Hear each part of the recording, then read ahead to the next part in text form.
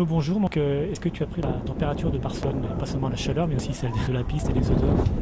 J'ai pas encore pris la température de la compète. J'ai pas été au stade parce que voilà, l'hôtel est assez loin, donc j'avais pas envie de m'encombrer entre guillemets, de perdre du temps à passer une heure dans les trafics. Voilà, donc j'ai vu sur la télé, c'est tout, et découvrirai ça demain matin. Mais par contre, j'ai déjà fait un petit peu ma pré-compète à Barcelone, donc on va dire que j'ai commencé un petit peu à prendre la température, mais après le vif du sujet, ça sera sur les qualifs jeudi matin. Donc tu es leader mondial, et j'imagine pour le rester, il faut être champion d'Europe. C'est l'objectif, hein? Ouais, c'est ça, l'objectif, c'est de garder le statut, donc d'aller chercher l'or sur ces championnats. Donc c'est un défi, enfin c'est un défi et l'objectif en plus. Donc comment dire, il y a beaucoup d'envie sur ce concours et beaucoup d'attentes de moi-même. Donc numéro 1 européen, derrière avec deux Allemands, donc Holzer et puis Mort. On retrouve avec des concours franco-allemands comme à l'époque de Galfien contre Lominger et Eger. Est-ce que tu as pensé à ça et aux victoires justement de Galfien par rapport aux Allemands? Non, j'avais pas fait le rapprochement, mais c'est vrai que ces duels un petit peu entre deux nations sont toujours sympas. Je sais que pendant un temps il y avait énormément ces écoles russes où voilà, il y avait les Russes et les autres. Et là c'est vrai qu'on est les Français, on est 1 et 2 et puis les deux Allemands sont deuxième aussi sur les bilans. Donc ça doit être vraiment intéressant. Et puis voilà, ça permet aussi aux autres de s'initier un petit peu dans la bagarre et comme ça d'accentuer un petit peu les meilleures performances. Et on se retrouve avec des bilans vraiment intéressants. Justement, tu parlais des Russes. Donc, le premier Russe est 15e au bilan, c'est Kristiakov. Comment tu expliques un petit peu cette absence des Russes au haut niveau actuellement? Ça je sais pas, je l'explique pas justement parce que j'étais assez surpris. Autant il y a 2 ans, il y avait Lubienko qui fait les champions olympiques, puis derrière lui il a eu des gros problèmes de santé et personne n'est apparu derrière, donc c'était assez surprenant. Mais après je pense que c'est toujours pareil, c'est une question il y a une genre de vague quoi. Autant il y a 10 ans c'était telle nation qui dominait, voilà c'est jamais les mêmes et donc voilà.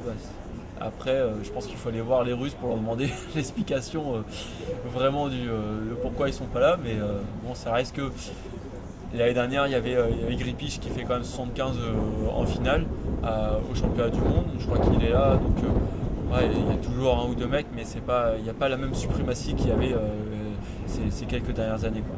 Donc, actuellement, c'est la vague française avec les trois mousquetaires, donc Renaud, Romain et Damien. Est-ce que tu peux envisager justement le 1 pour tous et tous pour un là, pour ces championnats? Ouais, ça peut être envisageable. Après moi, je me suis pas trop penché sur ce qu'ils font. Je reste vraiment sur moi, sur ma compétition, sur ce que j'ai à faire. Mais bon, c'est sûr que si on regarde un petit peu d'extérieur, on peut envisager quelque chose de bien à tous les trois. Déjà l'année dernière, on fait 2-3-6, donc c'était déjà quelque chose de grand. Cette année, il n'y a que les Européens, donc on peut espérer faire un peu mieux. Donc après, ça tient à tous les trois en même temps pour arriver à faire un exploit de cette sorte, quoi. Donc, dernière question, un peu marrante, je ne sais pas si elle sera pour toi. Hier, on a rencontré Jaco de Perrin, donc on a essayé de te comparer avec le nouveau Bubka. Et lui, il était pas d'accord avec nous, il pensait que tu allais ouvrir une nouvelle ère. Il te voyait un jour à 6,20 m. Ouais, ça me fait plaisir, mais après, j'aimerais ne pas le contredire, mais ça, seul l'avenir nous le dira. Après, c'est sûr que dans ce qu'il dit qu'il y a une nouvelle ère qui est ouverte, ça je pense qu'il n'a pas forcément tort parce que on n'arrête pas d'en parler avec la question de gabarit surtout qui change énormément. Donc voilà, il y a énormément de renouveau. Maintenant, on verra.